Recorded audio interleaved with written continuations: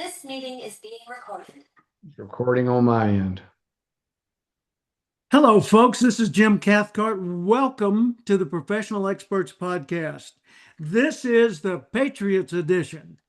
I decided, since we have the 250th anniversary of America being celebrated, that it would be best to bring in an expert that I know and admire, who is deeply, deeply involved in American history and American culture and American values. He's my friend Richard Battle, and he lives coincidentally right here in Lakewood, Texas, where I live. And we get together occasionally for a nice leisurely breakfast and reflect on our common connections back all the way to the Junior Chamber of Commerce days, and then bring it forward to now. And Richard has a new book out called AmeriCans, Americans, but the emphasis on the word can. AmeriCans who made America. The 20th century was the American century. And let me give you just a quick thumbnail of the kind of people that are profiled in this book. Neil Armstrong, George M. Cohan, Jimmy Doolittle, Audie Murphy, John Wayne, Helen Keller, Dwight Eisenhower, Billy Graham, John Wooden, Mary Kay Ash, Will Rogers, Henry Ford, Colonel Harlan Sanders, Sam Walton, etc. So you can see that this is not just a story of the founding fathers, but it's a story of the people that showed what America really is and how they lived an American life that all of us can learn from. So, Richard, welcome to the Professional Experts Podcast. Thank you so much. Well, Jim, thank you so much for having us. And the latest edition is the fourth of five planned volumes celebrating the Can-Do spirit. And it did focus on the 20th century, but we focused on 18th and 19th century in two previous volumes. Wow. Well, the folks that are watching this on video can see behind you all of your various books, or a lot of them. And there you go, a handful of three Americans who made America. And then here's a brochure that you shared with me that shows all those many titles. You know, even the little book, The Five Leadership Secrets of Old MacDonald, who had a farm. The Unopened Present, which is a very moving and touching book. Made in America, Life's Daily Treasures, and so forth. Wonderful work. But the nice thing that's not instantly noticeable about it is that it all conveys a conviction that there is a loving creator from whom we came, that America is unique and exceptional in all the history of the world, and really deserves our best efforts to keep it thriving for eternity. And that being a patriot doesn't mean joining the Army, Navy, Air Force, Marines, or Space Force. It means serving America in whatever ways advance the culture and the society and the goodness of humanity. And I just, that's heart tonic to me. I love hearing that. Share with us just where you're coming from and what are you up to in all of this effort? Well, what started this particular series, and it was definitely inspired, was at the end of COVID. I was working on another volume, and all of a sudden one day I had inspiration because I got sick and tired of people putting down the country and telling us how bad America is and it's not Yeah. special or unique. And so I decided at that point that what made our country what it is was our forebears from before the founders through our parents and on to our generation.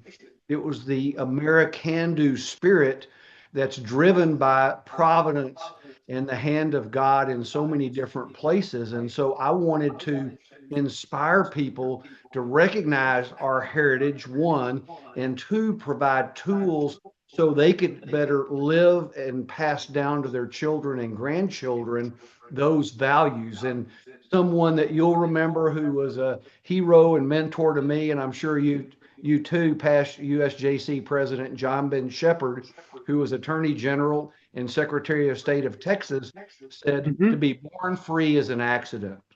To live free is a responsibility. but to die Yeah. free is an obligation. And that's Ooh, I something like that. To be our born free is an accident, a coincidence of nature. To live free is responsibility, a responsibility, and to but die to free die is free is an obligation. right. Because if we I don't feel keep it very free and pass it convicted. along, then Yes. we've stopped And the chain. Yeah. the popular term today is paying it forward, but I don't Yeah. believe that's complete. I believe that's an incomplete gesture. So, for example, if you and I are standing in the line for ice cream cones and you're in front of me and you get your cone and you tell them to pay for my cone, you've paid it forward to me. And if I turn around and pay for the next person behind me, I've paid it forward to them. But those are based on us seeing someone, and it's very limited to that situation. I Yeah. like the term much better, return the favor, because Ooh. that Yeah. Return connotes the favor, us return the blessing, even. Yeah. return the blessing, because we have millions of people known and unknown to us from our past and even as we grew up that we knew or didn't know who did things to build this country that we've been given. And so when we do things for people today and do things to influence people beyond our lifetime that we'll never know, then we're returning that favor to people like they gave us. And to I me, like that's that. a broader Yeah. and deeper and more complete gesture than paying it forward. I like that. Yeah. And by the way, for any people that are concerned about whether what Richard and I are doing is selling religion, the answer is absolutely not. This is not about religion. It's about preserving our culture, and our culture was formed with the underlying assumption that there's a benevolent creator, that whatever source that is, however, whatever form that takes, there was a beginning of life source that was in favor of more life, not an angry, judgmental guy with gray beard sitting up in the clouds wanting to make you feel bad because you didn't do today's ritual. It's just the acknowledgement that we came from somewhere good, and we can go somewhere good, and we can do good while we're here. Well, absolutely. And I think we evolved or came down from Western civilization, if you will. And what's made America unique and exceptional is how we took that Western civilization, and our founders were so brilliant by studying previous civilizations that they came up and gave us the twin freedoms of economic liberty and political freedom. Those two in joint sequence are what gave that American do spirit to birth, the freedoms. And that freedom is very given in the Bible, if you will, the Yeah. freedom given individually. And we hear people today talking about the warmth of collectivism. Well, there's no freedom in collectivism. You're just one of many people in a group. Whereas the freedoms that our founders gave us, and their God given rights, not man given rights, are all individual. Each of us get to be an individual and live our lives to chase our dreams and hopefully serve others.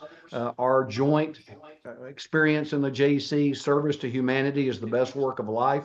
Yeah. And I think you and I, and I'm sure your audience, are people that want to impact and influence the future and return that favor, these gifts that we were given. Absolutely. Absolutely. Wow. My mind went a thousand different directions, all rooted in what you were saying. But um, I just think of, the people that say, for example, socialism or communism or some of those other isms uh, are the way to improve the world. And you just have to put on the emergency brake and say, wait a minute. Okay, I'm willing to have this conversation. I'm willing to consider your suggestion. If you can give me one solid example where it's ever worked over an extended period of time, just one, but it has to be tangible, real, rational, something that people can rely on. And of course, there is none. because everywhere those concepts have been tried, they've had short-term payoffs, long-term misery, ultimate disaster, and then a revolution and an upheaval, and they start the cycle over again. And they say, well, that's just they didn't do it right. Nor would you, nor would I, because the concept, the model, it's kind of like if we've got a bicycle with square wheels, it's not a rider problem. Riding techniques and more schooling in riding and higher quality square tires is not going to make that a better bike. It'll never work because it's got fundamental elements of it missing. And you said economic freedom.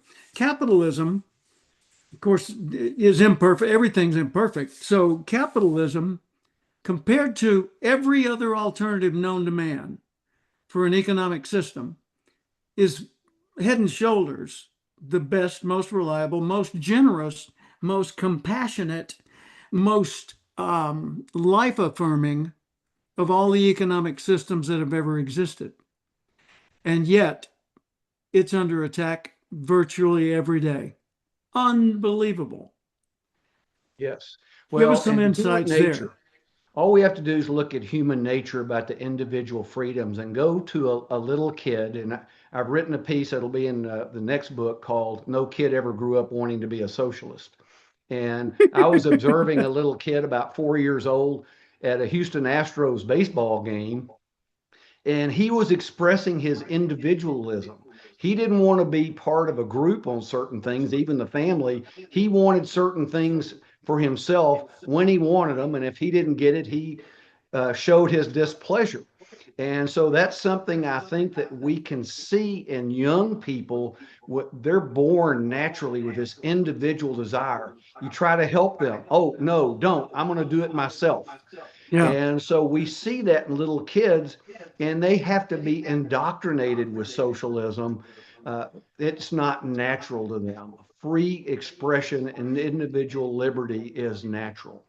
Yeah. And as a person matures from childhood into adulthood, they become more aware of other people and more desirous of being connected with other people. They become more compassionate, considerate, cooperative, and so forth. And so it's not a difference between, I mean, socialism and capitalism, or America's free society versus the other more controlled societies around the world is not a matter of whether you care about people or not, whether you're compassionate or considerate or not.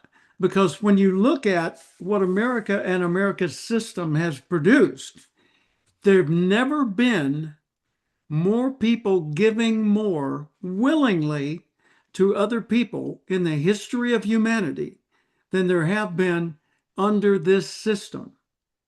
And generosity, charitable giving in America, with no guilt requiring it, no government agency saying you must, and no huge tax incentives that if you do that, you finally be able to breathe. With only minimal influences from the outside, we are the most generous society, most compassionate society that's ever been in existence. Wow. Yes, well, capitalism or free enterprise is the voluntary exchange of goods and services. Voluntary is the key word, and that's the difference There in it the is. Yeah. other type of societies. And the billionaires are berated, but if you look on donations and charitable works, you see them giving so much money. You see it when their names are put on buildings and Yeah. stadiums and things of this nature. That's again all voluntary. And so that's what's so important. And part of the socialism thing is everybody being equal. Well, there's no way. I don't care who's running the government. You can make people equal. You can't even make kids in the same family equal, even though they're raised the same. How are you going to make Exactly. everybody in society equal? So it's a false premise that it's unbelievable that people even believe it's possible. Yeah, and people say, that younger people, when I've gotten into this kind of discussion with them occasionally, they say, well, that's not fair. I say, well, fair is giving everybody a size medium. Do you believe in fairness when it comes to clothing assignment? Well, no. That wouldn't be right. Well, precisely. Fairness is everybody gets the same treatment, everybody gets the same opportunity, everybody gets whatever, but they're not able to express their individuality. And so if you love music, but none of the other people in the room do, the fair thing is suppress your musical impulses and just go without music. Uh, I get exhausted with the concept of fairness is like more pure than anything else on earth. No, it's not. Nature is not fair, for heaven's sakes. Nature is built in such a way, survival of the fittest and such, and natural growth processes. It's not fair that an acorn has to become an oak tree. What if it wanted to be a spruce? Should you criticize it because it's still an acorn and not an oak yet? I mean, you just apply it to life in general, and all of the arguments fall apart. Yes, and I think it's so important for parents to teach their kids early. And I worked with my daughter because when she was 4 or 5, something happened and that she gave that response. That's not fair. And Yeah, so immediately I started asking her questions. Is it fair your older brother didn't live to see his first birthday? Well, no. Is it fair that you don't have some of the things that other kids have? No. Is it fair you have things other kids don't have? No. yeah. And so she finally got the Is point. it And then the is it second fair time that she you're taller than so and so? yeah, Is so the it fair second that you're time she said shorter than life's so not and fair, so? and I went through the exercise again. And by the third time when she did it, I just looked at her and I said, "Okay, what do we say about life being fair?" She goes, "Life's not fair." And then I didn't have to tell her that anymore because she knew. And Yeah, and nor should it be. That shouldn't. That's an inappropriate goal. no, Uh, because we've been given individual gifts, and you're better than I am at many things. I may be better than you at one thing, and I'm a great believer in the invisible hand that was Adam Smith that wrote about in The Wealth of Nations in 1776. yeah, And rather than make us all alike and miserable, we ought to identify what our gifts are, and everyone perform their gifts to their best ability, and then we will help each other by voluntarily trading production of those gifts so that we have a better life. And that's the yeah. thing. And something you said earlier, you were talking about the brilliance of the founding fathers, and I absolutely concur. That the level of intellectual enlightenment among those people in 1770s, I mean, it was a long, long time ago. Much of what the world knows today wasn't even implied back then. And yet, these were students of Latin, students of ancient culture, students of Aristotle and Plato, and all the minds of the day that had been published. And publishing was even new in 1700s, and not everybody was able to read. But these people were highly, highly educated people who were deeply convicted in their religious beliefs as well, and trying to do the right thing for everybody involved in a way that would stick. That was the big challenge. You get together in the room, and it's easy for South Carolina to tell you what the farmers down there need, but in Massachusetts they have different seasons, and it's not necessarily all agricultural. There's some industry there, and so they had to go through all those intense debates to preserve the representation, the equitable representation of each of the points of view and unique needs of each state. Two examples. One was the Connecticut Compromise because they were having a problem with the big states and small states Yeah, arguing about how they'd be represented. And in a single legislative body, they couldn't represent with the same numbers for big states as small states.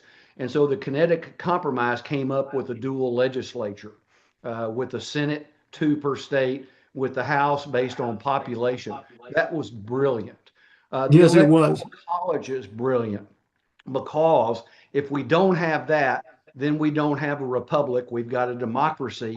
And then you take the cities of New York, LA, Chicago, about 5 or 6 cities decide all the elections, and the rest of us get left out. Aristotle said 2,500 years ago, republics decline into democracies. Democracies degenerate into despotism. And that's how close we are. You don't hear any public leaders today talking about the republic. They talk about our democracy. We don't want a Yeah, democracy. That's mob rule. Because that's what a right. republic does is it protects the political interest of the minority interest. And that's key. If you don't have that, then the majority runs over the minority interest and you get what you're dealt with no Let's go a little recourse. further with that, because I think that there's a major blind spot in America about the difference between a republic and a democracy. Now, democracy means that the one with the most votes wins. So it's just clearly everybody gets a vote, and your vote has a power of one. And no matter what the other considerations are, the majority always wins. That's kind of like when you look at uh, parliamentary procedure. Parliamentary procedure, Robert, the last name of the fellow who came up with it, Colonel or General Robert, uh, developed this system. And Robert's Rules of Order was designed so that in any debate, the minority voice was always heard. The majority vote would rule, but the minority got to be heard before the majority vote was taken. So you had a shot at swaying things your way, or swaying one or two votes your way. And it gave you more uh, ground than you would have had just naturally by going to the meeting and being overwhelmed by the most popular idea. And people say, well, yeah, it's too rigid and too, no, that people that don't understand and haven't practiced Robert's Rules of Order or parliamentary procedure, they're the ones who criticize it. The ones who've used it love it because it's so efficient and so easy and it's so caring for the minority voices, whereas the other kind of debate would not be. So let's go back to democracy and republic. In a democracy, as you said, mob rule means the one with the greatest numbers runs everything. And that would mean New York, Chicago, Houston, Miami, Los Angeles, whatever the biggest cities were. If they were all voting as they currently do these days, liberally, toward the left, then the Democratic dominance would be unstoppable. But you've got Montana, you've got Missouri, and you've got, every other state in the nation that deserves representation. So explain how a republic gets them represented.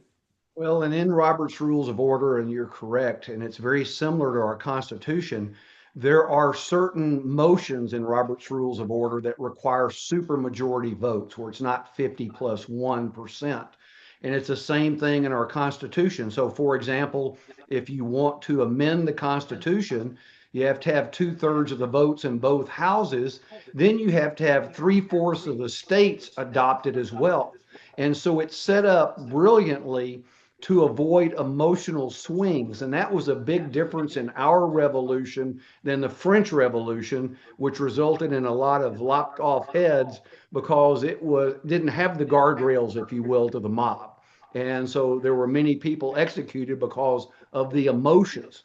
Our And Constitution, they're what's their slogan? Liberty, equality, and fraternity, something else? fraternity. Fraternity. Wow. What a difference between us and Yes. them. I mean, liberty, yeah, that's us. Okay. Equality, not so much, because it's not about equality. It's about everybody being cared for, not everybody being equal. And fraternity, yeah, the bond between people, but that's in a society anyway. So Yes. ours And is well, life, look, liberty, and the since, ability to pursue what makes you happy, yes, and which their revolution originally was started. life, liberty, and property, right? Yes.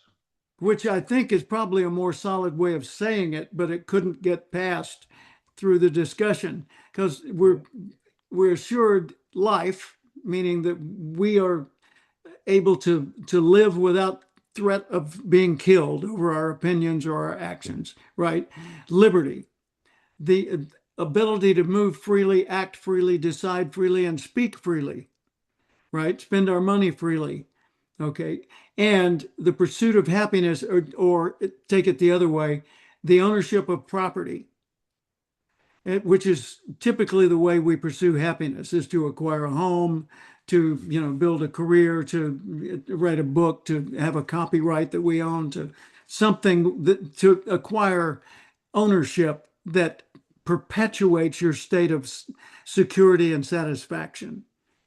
Other word for that is happiness, because I don't think it ever meant to life, liberty, and the pursuit of feeling good. No, or the pursuit of Yes. glee. Yes. It's the pursuit of satisfying joy, continuing happiness, not sugar, but protein.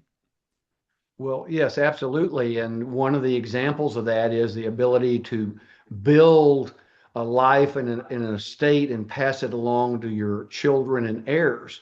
And that's under attack today. And of course, the politics of socialism is all the politics of greed and envy. Somebody Yeah. having something you don't, and you having the power to take it away from them for yourself without any effort to earn it. And that's what so much has been achieved in free enterprise because we have that freedom to pursue the purpose in life that we've been given. And we have the opportunity by doing that to help generations beyond ourselves. If we have our production stolen, if you will, by politicians, we do not have the influence on future generations we have under free enterprise. Mm-hmm. Wow. Well, you must have really, really, really spent a lot of time reading the books that constitute the underpinning of America as we know it today. Uh, Give us just some additional insights because you're at the level where you're not just a knowledge source, you're a source of wisdom. You've been at this a long, long time, expressing it in many, many forms and speaking in public thousands of times. So you've had the feedback and the challenges and you got the scars and battle worn edges that come from wisdom. I don't ever want a wise leader who doesn't have any scar tissue. I want one like you and me who's been there and suffered the slings and arrows of outrageous fortune and made it through. Yes, well, there's a quote that I thought was Yogi Berra, but I don't know who said it, but I love it. And it says, "In theory, there's no difference in theory and practice. In practice, there is." And we see these people who are complaining about our country today. Most of them are operating in theory. Most Yeah. of them have no experience. Most of them have not built or created anything. It doesn't take much to tear down something, but it takes a talent and a blessing to build something. And that's so important. And so when I write about Yeah. these people over 3 centuries, I look for their American spirit, but I didn't go in and bash them over the heads of what they failed at. I wanted to look at the good things because we're all imperfect and we all Hmm. fail. But if we exclude ourselves from future creation when we fail, then we give up our ability to change the future in our lives. And so Yeah. we have to learn from those shortcomings and failures. We have to give people second chances and let them grow from that mistake. And to me, my failures have been bad and I don't like them, but I learn from them. But my biggest pain is from regret of things I didn't do. And so when Yeah. I suffer, and when I lost my son, which was the greatest suffering I experienced, Oh yeah. I looked and instead of saying, why me, which is the natural response, why did I have to suffer? The question I believe is right for us is, what now? I Yeah. experienced this. Everybody experiences suffering. What am I supposed to learn from this so that I can live a better life and help others. And so my goal is to have one adversity, one lesson. I don't want to miss the lesson and have to have two adversities for one lesson. And I Exactly. And find that that's more future looking than it is saying, why me? yeah, and your book, The Unopened Present, about the loss of your son and what you learned from that and what we can learn from that, is a very moving book. And I recommend that people reach out and get a copy of that. Well, if I may just kind of give the God moment that spawned that, Sure. because when my son passed, and I didn't, my way of grieving was to study the Bible, read every book I could get my hands on about the loss of a child, and to journal. And another couple at church lost a son 5 months after my loss. I Mm, shared my notes, and they suggested I write about my loss, and so that was surviving grief by God's grace. yeah. And my son, when he was 6 months old, I was afraid I wouldn't live to teach him life's important lessons because I was an older father. So I Yeah. wrote him a letter.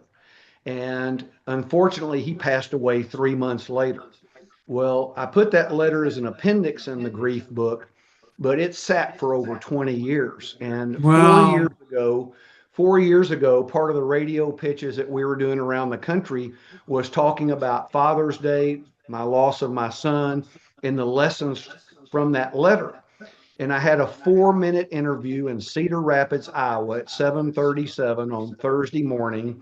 I had to But drop who's my truck counting, off right? in Wow. Hutto at a Ford store at 7 o'clock in the morning. So I'm looking, and I ended up doing this 4-minute interview in the sales lounge. And while I'm talking for this 4 minutes, I hear somebody open a door and walk behind me. I don't see or hear them after that. I finish the interview. I'm halfway back home, my hour-long drive, and the phone rings. I don't pick it up because I don't recognize the number. At the next light, I look at the voicemail and it's from the dealership. And of course, my thought is, oh gosh, they screwed something up. I got to go back and get my truck fixed. I call and this guy says, were you the person talking in the sales lounge? He didn't know I was doing a radio interview. I said, Hmm. yes. And he goes, well, I just wanted to call and say thank you. Last night, I prayed to God all night long to send somebody to say something that could help me. I think he sent you. I lost my daughter 2 months ago. Oh. And when he said that, every time I say that story, I get goosebumps. And I Hmm. talked to a friend who had known about my situation with my son. He said that was a God moment. He said, you need to take that story, go back and take the letter and the lessons and expand upon them because those lessons can help other parents and other kids growing up. And Wow. that was how I put aside a book I was working on, wrote Yeah. The Unopened Present, which came out 3 years ago. And I've been so blessed with people telling me how much it's helped them and their families. Ooh. Wow. Wow. Whew, there's so, we could go so deep and so wide with all of this. I mean, we're talking about a very important subject. 2026, we had the big Fourth of July celebration, the epic, epic, epic uh, fireworks display. Good heavens, it looked like Washington D.C. was on fire at the end of it, and all of the the American State Fair, the tall ships coming through the New York Harbor, and all the beauty of the celebration of 250. Um, I was here as you were for the bicentennial in 1976, and in fact, I was in Boston when the tall ships came there because I was there for the $1 million roundtable annual meeting for the life insurance industry, and I was a guest of the president of that association at the time. So I've seen, both of us have seen 1976 and 2026, and we're both pretty well aware of what took place in 1776 that began all this process. Um, what do, what do you feel is our biggest priority? I don't want to go into fighting all the socialist campaigning that's going on as a discussion point for us, but what do you feel is kind of the fundamental 1, 2, 3 that we need to be focused on going forward, so that things like the threat of communism, socialism, and et cetera, growing up from within becomes less of an issue? Well, that's a great question. And I was blessed to be in Washington, D.C. on Independence Day and see those things firsthand. It was an unbelievable Wow. experience. And I'm so grateful to have that. And I get this question a lot because in my 19th century book, which was subtitled Growth, Division, and Reunification, I used the picture promontory point of the Golden Spike when the transcontinental Hmm. railroads came together.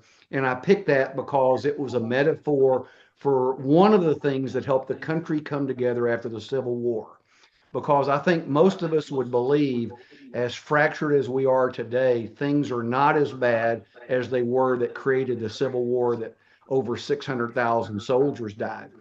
Yeah. They came back and united. Families killing families. Yeah. Yes, they came back and united. So I believe we can come back and unite as well. If they did it, we can do it. They had one thing different at that time than we do now. And I think there's a solution for that too. At that time, both sides loved the country.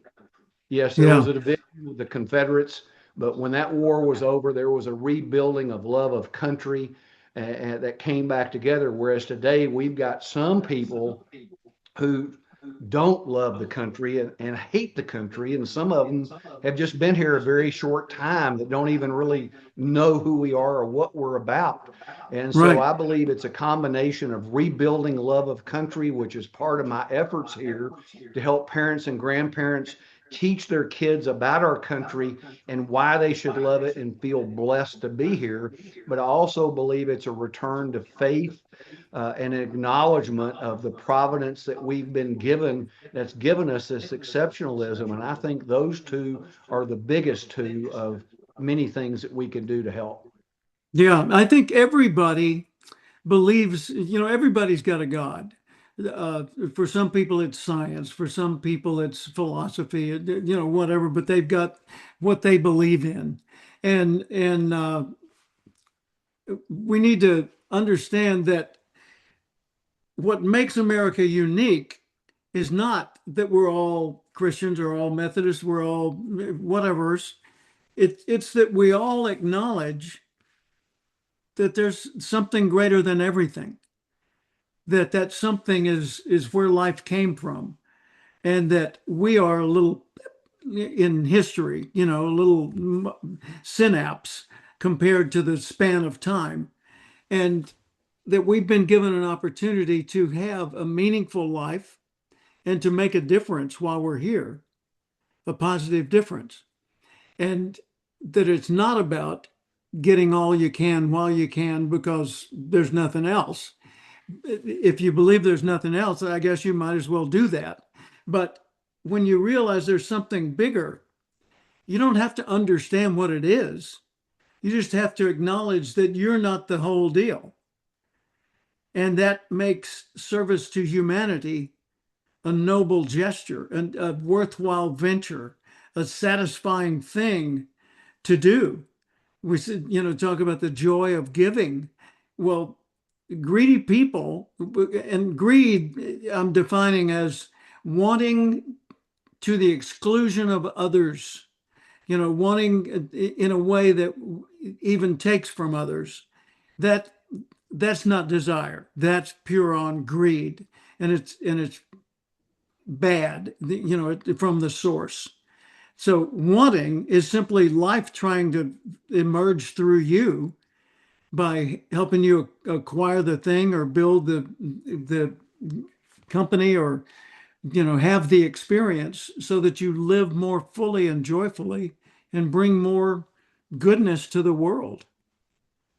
Well, yes. And again, I go back to that's the whole objective of the AmeriCans Who Made America series is trying to share those stories of people some you may know, but you don't know the story, and some you don't know, and those examples of how they did it to inspire us and our children and grandchildren that, hey, they did this, and we still have the freedom to pursue our dreams or to take care of needs.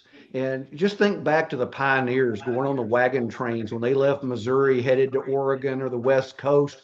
When they left, there was no 911 number to call the government when they had a problem. They had to take care of it on their own, individually or as a group, and depend on each Yeah, other. And every that single thing. American-do spirit served them to overcome those vagaries of life, if you will. Whereas today, unfortunately, we have too many people that think the government, some form of our government, is the fixer of first resort, if you will, anytime there's a hiccup or a problem. And Yeah, that breeds a weaker population than if we have that individual rugged individualism where we think we're going to try to fix it or we'll get our family or our neighbors to help first.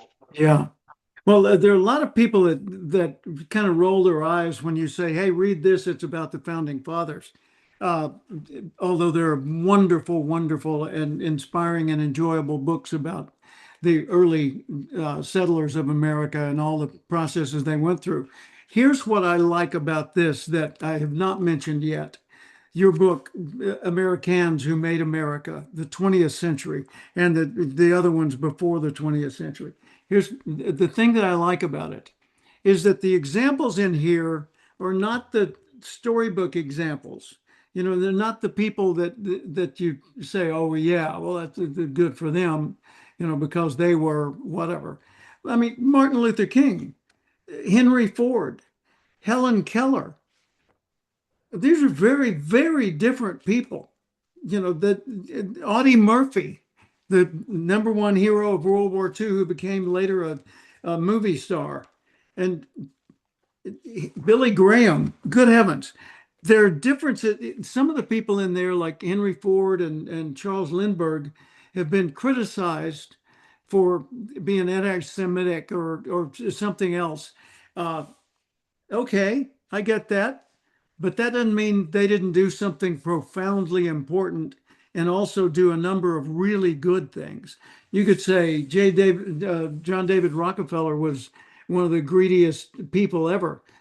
Yeah, but then again, he operated according to a creed, a set of standards and beliefs that are displayed prominently at Rockefeller Center in New York City above the skating rink.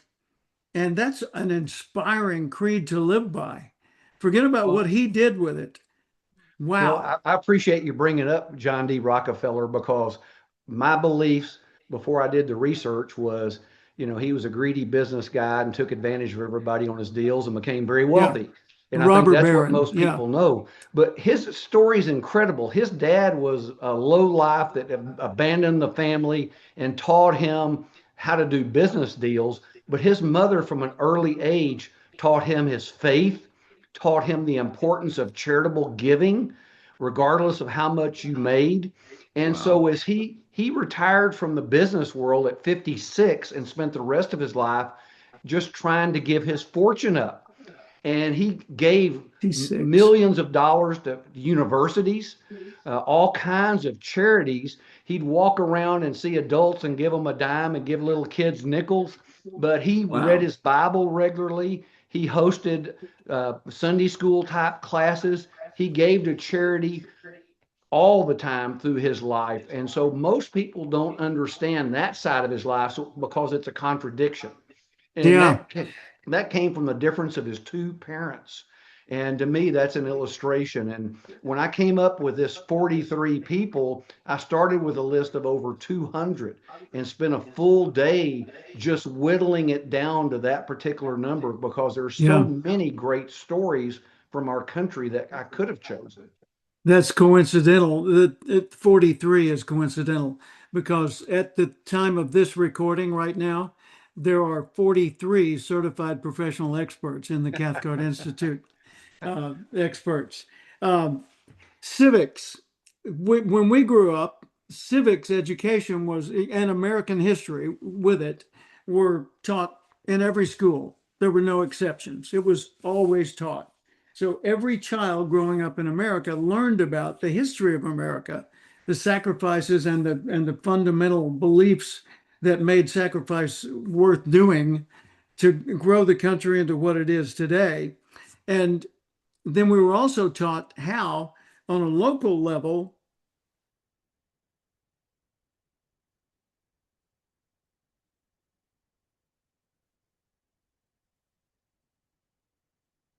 that how the city itself to represent everybody. I'm getting, I noticed your gesture of sound. I'm getting a low network bandwidth message occasionally. So if there's a ick, ick, ick in this soundtrack, that's the source of it. But Well, what I wanted to say about civics is these books, your books, are civics education. They teach how life and business in America works. And people who are not getting that in public school need to be getting that somewhere. And I think you are a superior source from which to get that. well, I appreciate that. That was what started everything, was the Made in America by Americans, not Americans. And this was a series of essays, the how-tos, if you will, so that people could practice their citizenship better. Because in a republic and what we have, citizenship is a valuable asset, but there's a responsibility with it as well. So if we don't vote, if we don't participate in elections, if we don't make sure our elected representatives, not leaders, they're representatives, they serve us, if they don't follow what we want, then we need to replace them.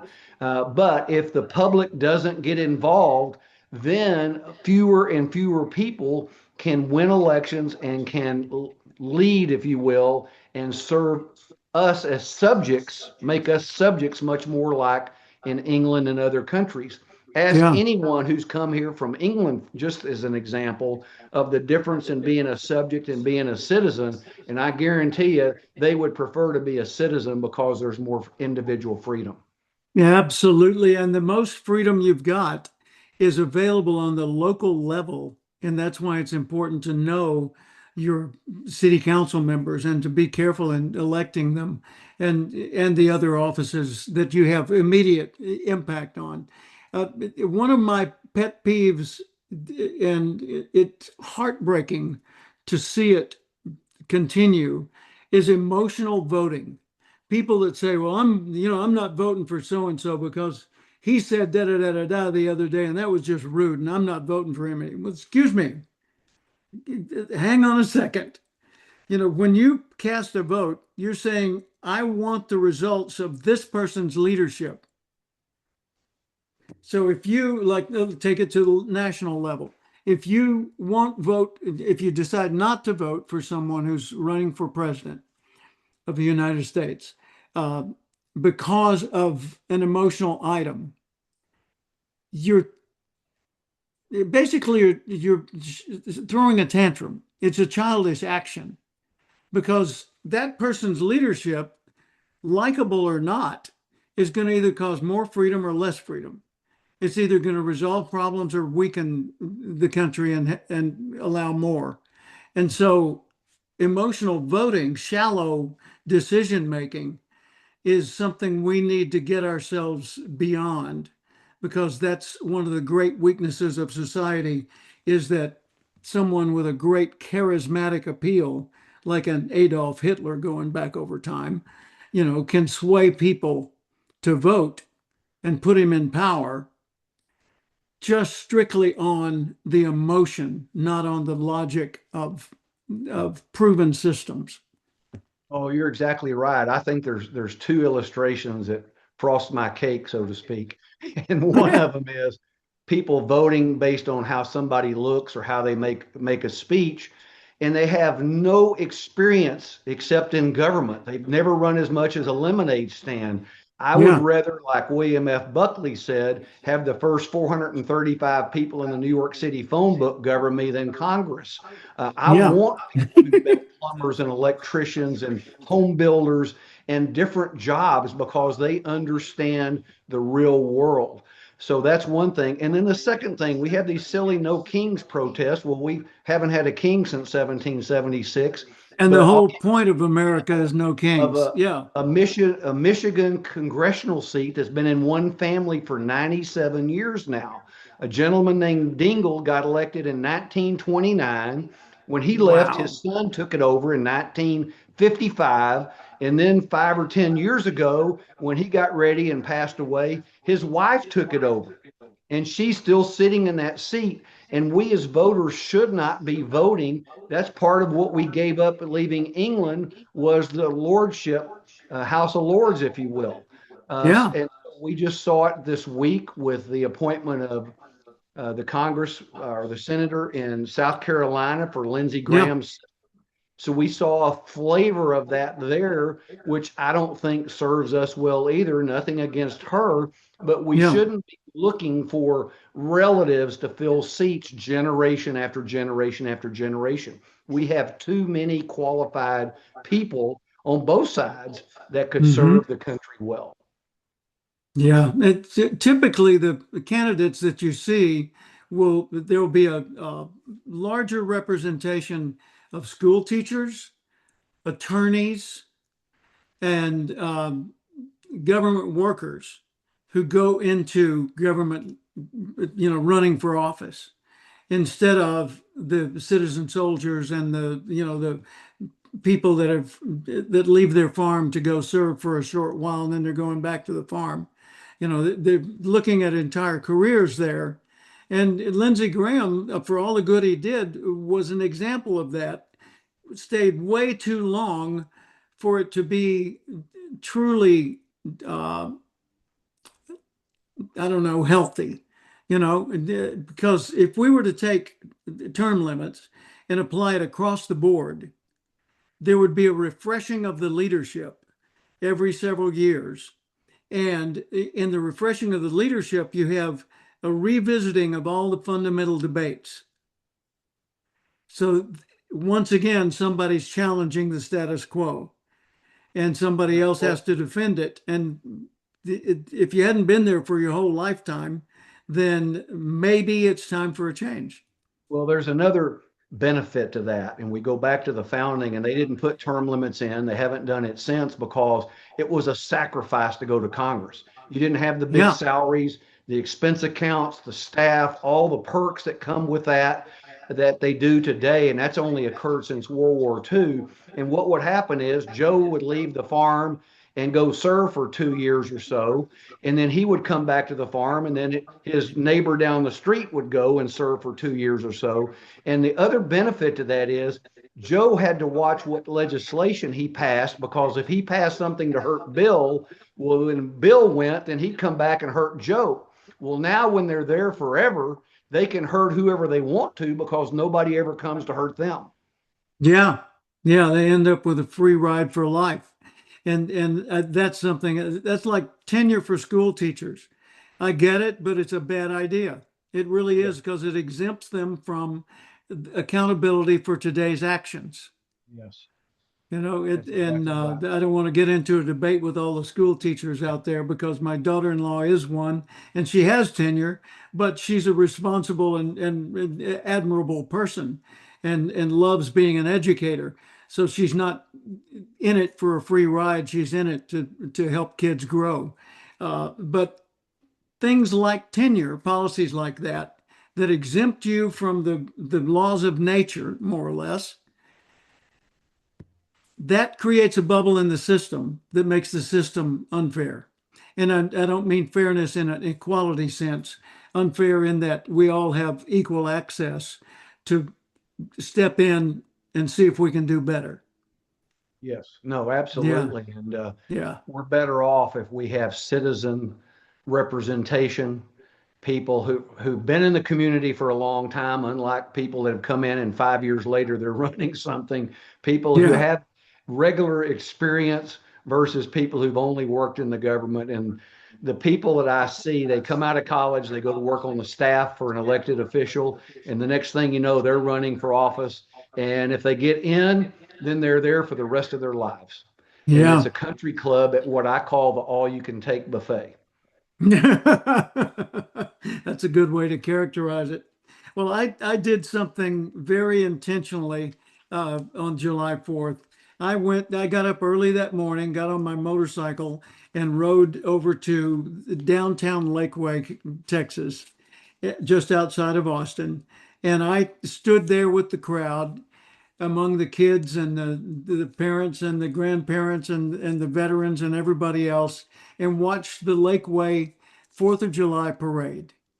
And it was pure small town Americana. I mean, it felt like when I was a kid back in the 1950s in Little Rock, Arkansas, and we went downtown to see the big 4th of July parade. Because you had floats that were made on a flatbed uh, truck trailer by people in a local community out of whatever they could find in their garage. And you had American flags everywhere, and you had people dressing up like founding fathers, and you had a parade of veterans coming down the street who had served in all the various branches of the military. We had uh, people on horseback. We had policemen and high school bands and things like that.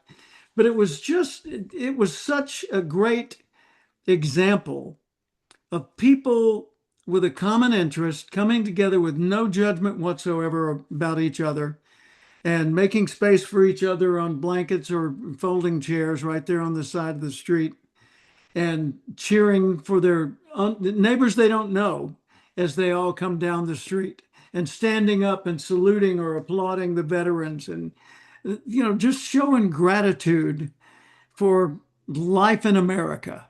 I left there feeling so good.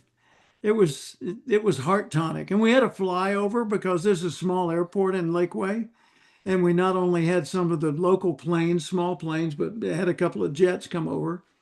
Um, there was a little boy right next to me dressed as George Washington with the wig and the whole get up. That was hilarious. I took pictures of that. I'm an Army veteran, so I identified with those folks. And I just think, when people feel that, it's not like ancient rituals from Greece or uh, places in Europe or other places like that. It's a different level of feeling. It bonds you together with the people here. You're not just watching history. You're connecting with others you don't know. Well, you're exactly right. And it's up to us as parents and grandparents to pass that along to children and grandchildren. And not only tell them that we love the country and go to a parade or something like that, but we need to give them those whys and why they have things that other kids around the world don't, and who paid for that and gave it to them, and the obligation to return that favor to future generations and others as well. And that's a very important thing. That's a gift that my parents gave me, and I'm so grateful that they instilled that in me when I was younger. And that's part of my responsibility and obligation now to try to do that. Yeah, absolutely. Me too. And my mom served in the Women's Volunteer Army Corps, which was before the WACS, Women's Army Corps. Uh, she, in World War II, stepped up and volunteered, and we lived in Little Rock, Arkansas. She lived in Little Rock, Arkansas at the time. And my dad was in Little Rock, and he joined the Army, ended up serving on Guadalcanal in combat, and then went to the Philippines and had 163 consecutive days of combat. How does anyone survive that, even psychologically? And then he went on to Japan when we won the war and occupied Japan briefly. Uh, Most countries throughout history would occupy it forever. They would take it over. We just occupied it until we could get it back on its feet and make it non-aggressive. But my dad, at age 22 or something like that, as an army captain, was acting mayor of a city in Japan. Wow, what an Great story. experience. And he came back home and he taught me some Japanese language and I became a real admirer of him as Major Cathcart. When he joined the National Guard, he got promoted, and I've got a picture of him right across from me here today, and a certificate with a photograph of him pinning the lieutenant bars on me when I got back from officers candidate school. But I really admired my dad and wanted to grow up to be like that version of him, even more than the telephone repairman version of him, which I also loved. Yeah. No, I mean, I think that's great. And the example, and that's something we all provide an example to others. And we provide example as a little kid. And I can remember my daughter when she was a couple of years old, and she looked up to the 4 and 5 year old little kids. And so being Sure. an example, being an example starts early. I'll give you one funny story of that. I came home from out of town one day on business, and she was in 2 or 3 years old. She was eating popcorn, and so I came in and said hi and everything. And she was eating one little piece at a time, and I grabbed a fistful of popcorn and shoved it in my mouth and went in the other room to change clothes. Well, by the time I came back in the room, guess what she was doing? She was shoving a fistful of Yeah. popcorn in her face too. So we're an example all the time, whether we realize it or not. That's And right. we You have that cannot avoid opportunity. leading by example. Yes, and we have Somebody's that watching. opportunity not by what we say, but by what we do. And so there's so many things we can do to model love of country and our citizenship and our gratitude and all these things for people who observe us. Most of the time, we don't even realize they're observing us. Exactly. Well, you've set a great example today. We've got to wrap this up, and I appreciate your time today. But the thing I want to be sure and say is that you are a great example. And the work you've done with all your books and all of your works over these years has led a lot of people toward a more light-filled path in life. And I Thank you. appreciate all the time that you've put into that and all the heart and soul that you've invested. So thank you well, thank you for being my friend. And I'm Likewise. glad we're neighbors, and I love having you on the Professional Experts podcast. How do Well, people reach you, Richard? my website is richardbattle.com. All books there are signed. If people go there and want books and would like them inscribed, which we're happy to do, email me, richard@richardbattle.com after you order. All 14 books are on Amazon. The latest one's not in Good. Kindle and audio yet, but will be within a month. So we have 12 in Kindle, and 9 will be in audio versions after that as well. And at Richard V Battle is a social media handle where people can Richard find me as V. well. Okay, V for victory. Well, you can say that, yes.